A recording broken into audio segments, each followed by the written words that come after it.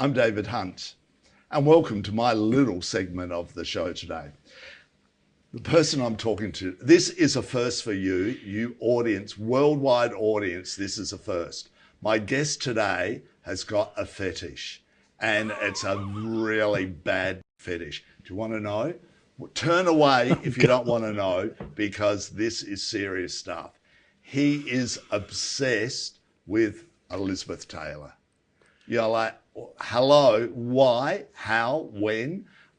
He's a major collector of all bits and pieces of her. She's even autographed stuff and personally sent it to him in the day. And he's got a new book out, which I have in my hot little hand. And we're going to talk about his fetish. Wayne Griffin, hello. Hi, David. You've probably got my glasses up for this fetish talk. How are you? And we were talking about fetish off camera, and I kept on with it because I knew where I was going. Yeah. I don't know if it's a fetish. You know. It's a fetish.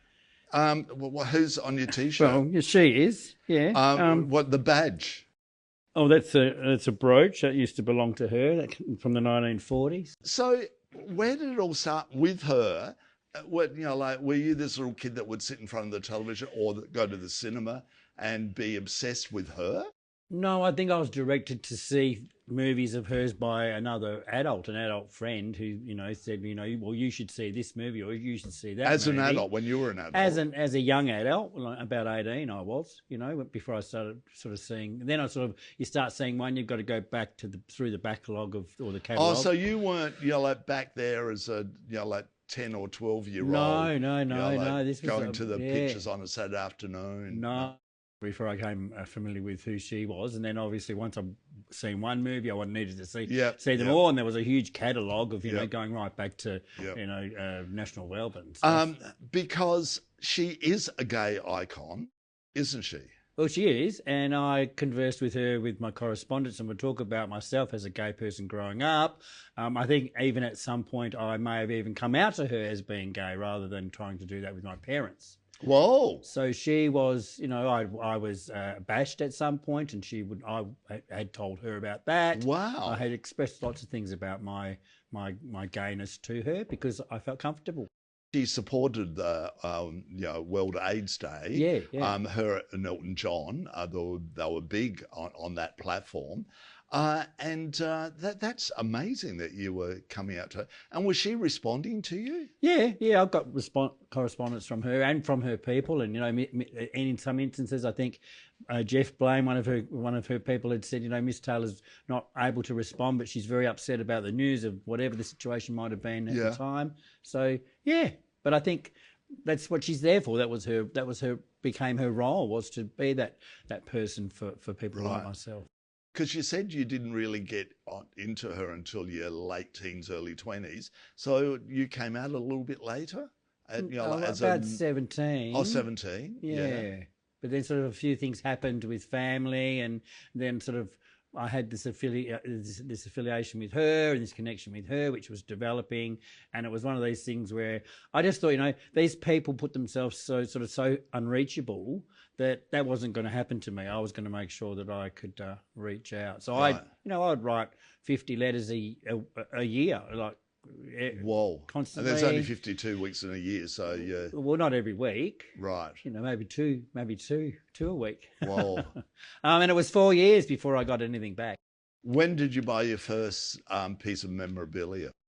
Nothing really. I mean, look, the autograph she sent to me that said, I was her number one fan.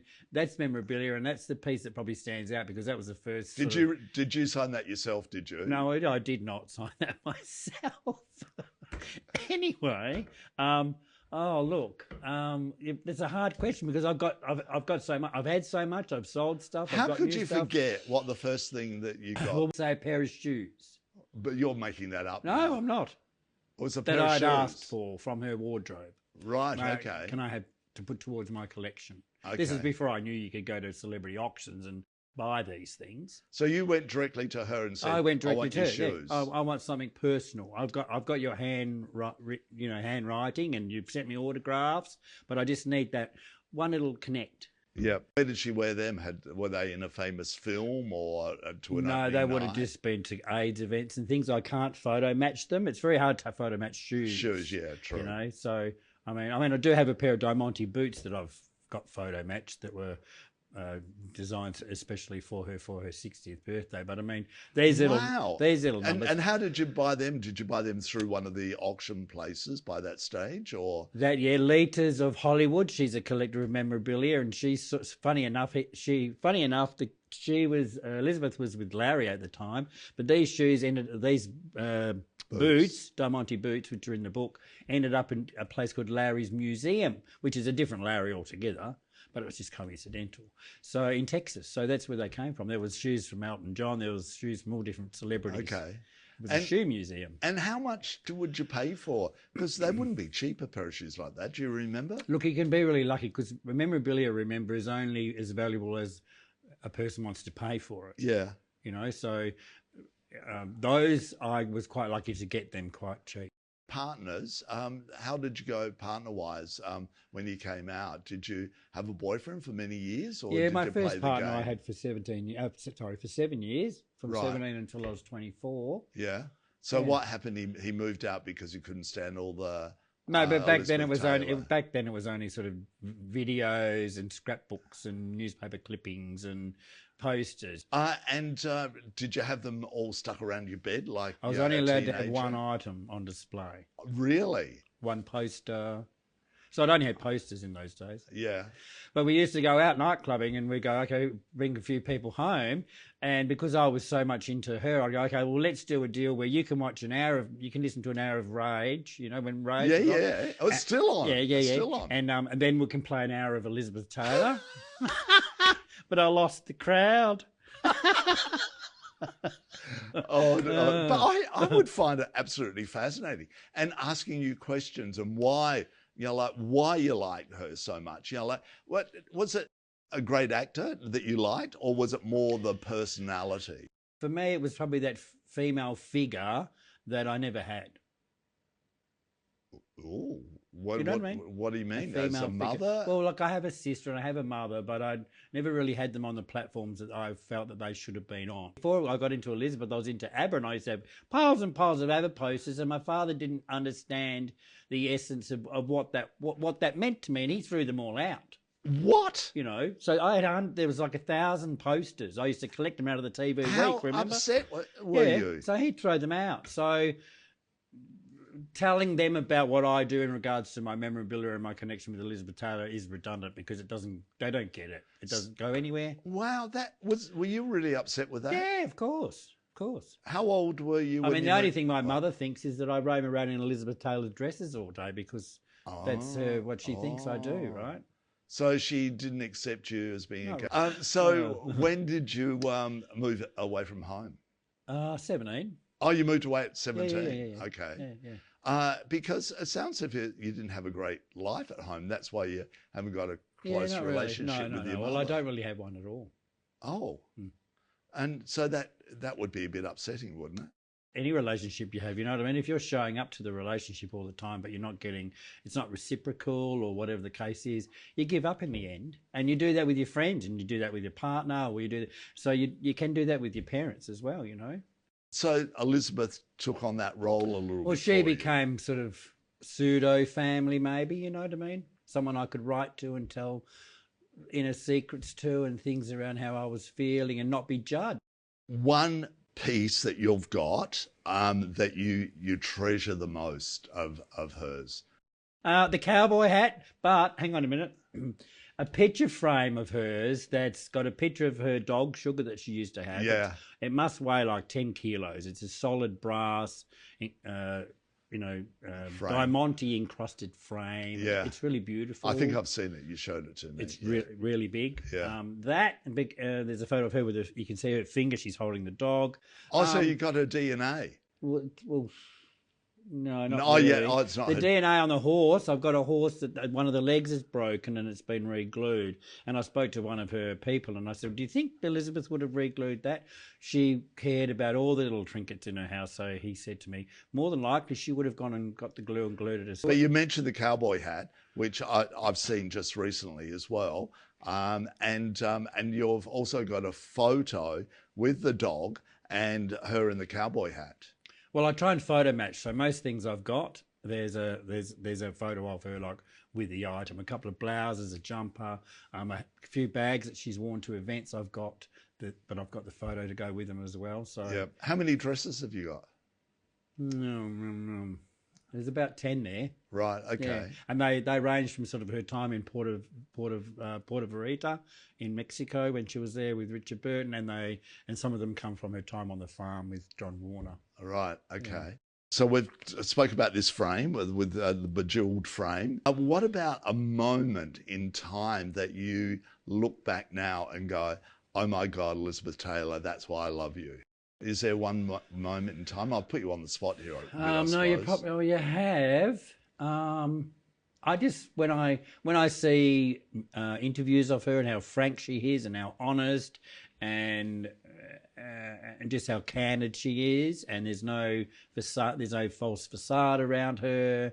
It's just nice to know that she's a person like everybody else. It's really hard, I think, to relate to someone who's a celebrity of her power, to see a person in there, but the person always shone out more than anything else, I feel. Yeah. And that's what I connected to. Now, you're in a relationship at present. Yeah. How long have you been in that relationship? 17 years. 17 years. Somebody has put up with you for 17 years. Well, now I have my own little room, so, we can pull the door shut. Okay. and you can go in there with all it's your the guest and talk room. to Elizabeth Taylor. It's the guest room. So when people come and stay, they stay in the Elizabeth Taylor suite. Right, sweet. Oh, okay. What does he think of your collection? He sees it as a hobby. It entertains me. If I've got nothing going on during my week, he'll say, well, why don't you do some of your Elizabeth Taylor stuff? Why don't you do your YouTubes or your whatever you're doing? So it's kind of my hobby. Right. And you make little YouTubes, do you? I've got a YouTube channel, which I show. I've got one called What's in the Box. Yep. So we have a little purple box and we go in and have a look, and there'll be a trinket in there or there'll be some piece of memorabilia. And we talk about that for 2 minutes and it's over. And so people watch them from around the world? I've only got 300 followers on there, and I'll do TikToks as well with it as well. But I mean, then now I've got the Etsy store. So the book is, as you know, it's had a couple of editions, and you would have thought I would have parked it and been done with it by now, but it just keeps sprouting. New ideas keep coming from it. So now to have a new release, and then have the Memorabilia Etsy store, which takes images and takes pieces of the book and turns them into tangible items. Hold on, what are you doing? So say like a swimsuit that might be in the book that she wore in the 70s, the pattern of the swimsuit, you can buy that on your iPhone, on your phone. You can have a cover. So you've created that? Yes, yeah. So you can buy an iPhone cover with that design. Coffee mugs, sweatshirts, t-shirts, wow, thongs. Yeah. What with the brooch? This brooch design on the thongs. Wow. So you've got glittery thongs on your feet. Yeah, but you wouldn't see them with your foot. Well, no, but when you click them, when you take them off. Take them off. Actually, that's a beautiful design. It'll look great on a. And this is also on a sweat, so it's big, but it's on a sweat. Okay. Yeah. Wow. So how many items have you got that you? 65 on there. Wow, 65. Yeah, it's an e-commerce store. So it's like, I've had somebody go, oh, this is not memorabilia, it's an e-commerce store. First of all the images come from my book that I own the copyright to, so I can do that. And it's an e-commerce store. Someone else makes the product, someone else sends it to you. I don't hold any inventory. Yeah. That's the way we live today. Now, tell us about the book. What is it? Is it just photos and little stories about where she wore that, or like what's the book about? Well, it talks about a lot of different things that are connections, like things where she's lived on certain roads and I've lived on certain roads. She's been to certain places. That big diamond, that big famous ring that she got from Richard Burton, he bought that for her on my birthday. So there's lots of little spooky little things, right? So basically it tells her life story. And then, like, you might be saying, okay, this at 1963, she was filming Cleopatra. So then all of a sudden we'll talk about a Cleopatra costume that's in the collection. You've got a costume from Cleopatra. Yeah. What? Which one? A mustardy one with a nice embroidered serpent coming up one side of the dress. Okay. I think you might have seen it. It's in there anyway. Wig from National Velvet. So if we say, 1946 National Velvet came out, we talk a little bit about her and how much she got paid and what was going on with her. But then we go, okay, well, let's have a look at the wig. Because, she had her hair cut short. So she had a short wig and a long wig to do all those different incidental scenes. So did you get that directly from her, or that came from a heritage auction place in Texas. Julian Auctions is another place in California that do a lot of celebrity stuff. So if anyone's a fan of something they want to get. You staged an exhibition probably 10 years ago now? Gasworks. Was that Gasworks? Yeah. It was part of Midsummer, wasn't it? Yeah, it was 2014. Yeah. Yes. 10 years ago. Yeah. Excuse me. Well done. But that was a guess. Why did you think it was... I know the answer to this because we've had a conversation about it, but why did you think that was the right time that you wanted the general public to see some of the pieces that you've got in the collection? I think for me it wasn't really about the right time. It was about an opportunity. Because I just wanted that opportunity to showcase. I had this big dream in my mind of having this big exhibition, with maybe the Diamante boots in a big room with just some floodlights on them and nothing else. Because you could do that. You could spread all the pieces, and there's quite a few of them through, and have quite a comprehensive collection and an exhibition. And the book would be a complementary sort of thing you could take away. Like they do, that when you go to an exhibition, you get the little book and stuff. Yeah. And how did it go? Were you happy with the exhibition? We went okay. I mean, it probably wasn't, because it was sort of tucked away in a little sort of exhibition space that probably not a lot of people knew about. Yeah. So, if I pushed it out further and got it into a bigger space, maybe. Being part of Midsummer, there's so many events on. And to make it work, you've got to pay for the publicity of it all and all that.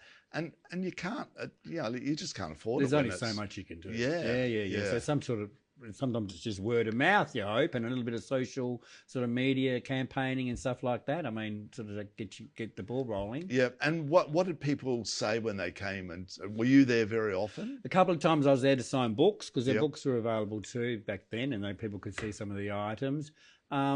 There was a couple of bus loads of people that had come up from Frankston. Wow. We'd had a few people through. But yeah. The feedback? What was it like? Well, I thought it was quite cool. I get that a lot. Like I get, what people cool. think that you're cool? No, not me. Have a look. No, that what I do is cool with her. I mean, and because I've been doing it so long, I don't see it as cool anymore. It's a bit more like a labour of love, really, for me. Which it is. I'm absolutely fascinated with what you're doing here. It's just so wonderful to see somebody so committed and so driven, but you don't spend all your time on it. You've got a life and a job and Pilates, 4 nights a week, and aerobics, water aerobics. See, I know too much about you. You only told me about that in the foyer. But I think it's wonderful when somebody has a hobby like that, something interesting. But it's just one, Wayne. I think what you've done here, and with this book as well, the book, I just think it's just wonderful what you do, and I think you should be very. To think to yourself, wow, look what I've done. It's really wonderful what you've done here. Well, sometimes I do. I reflect back and go, I might open the book up at some point when it comes out in October and go, oh my God, I created this. I wrote this. I put this together. All the imagery. I sourced all the imagery. I own some of the copyrights to some of the things, of course, which I've had to pay for. So it hasn't just been one of these things I've just tossed and the together, personal letters and whatever that you've got from her as well. How upset were you when she died? Well, I got an email from a friend about 2 a.m. in the morning, and I thought I was like, it's not real. It can't be real. But How I kind old of was she? 79. Well, that's not all But that she'd old. been in the hospital for like coming on to this was sort of heading towards 3 months, and I'm thinking, Oh, okay. you know, when it gets to that point, What was wrong with her? She had congestive heart failure, Right. Okay. which probably from sitting in a wheelchair all the time For too long. the pressure Yeah. of that. So I was upset. Did Because I'd only just sent a manuscript to that book to her 10 months prior Yeah. for her, not approval or, you know, or her, but just for her to have a just look at. for her to have a look at. And that's when she sent me a lovely letter, the last letter I got from her to say what a lovely volume it was. And I love the lavender book and la, la, la, and all the bits. So that's in the book. That's a testament. They said that to me, that sort of seals the deal. Yeah. And is it on the back page? Or No, it's in there amongst all the other, some of the other little letters that have come through. right from her? Yeah, but it's the last one. How big was it? I don't remember her funeral, but it would have been a pretty big deal, wouldn't it? It was very private. It was just all family. Was it? Yeah, very quiet. Okay. 30 people. Oh, okay. Okay. And then there was a talk of having like a big memorial Yeah. service for the public, but that never happened. What about at the Academy Awards? Did they honour her at the awards? Was somebody with such a long, illustrious career as an actress? I don't even remember if they did that. You know, and she may not have wanted all that. She had all the fanfare while she was alive. She probably wanted, you know, just leave me alone and let me go to the next world. Be humble about it. Be it. humble. You know, like, your favourite husband? Favourite husband? Which one have you got the hots for?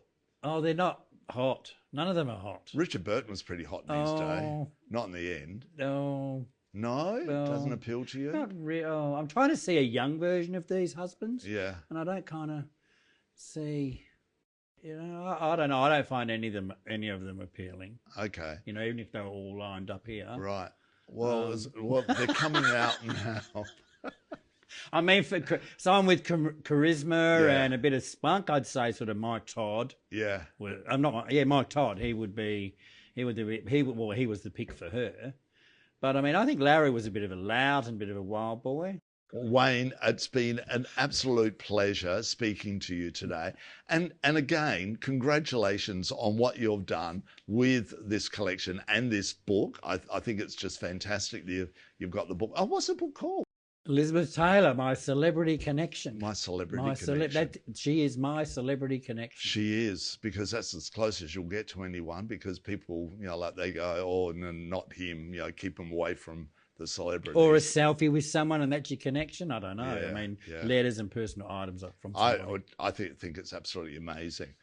So Wayne Griffin, thank you so much for speaking with me today. And that was Wayne. And this is Elizabeth Taylor, his obsession, his fetish obsession.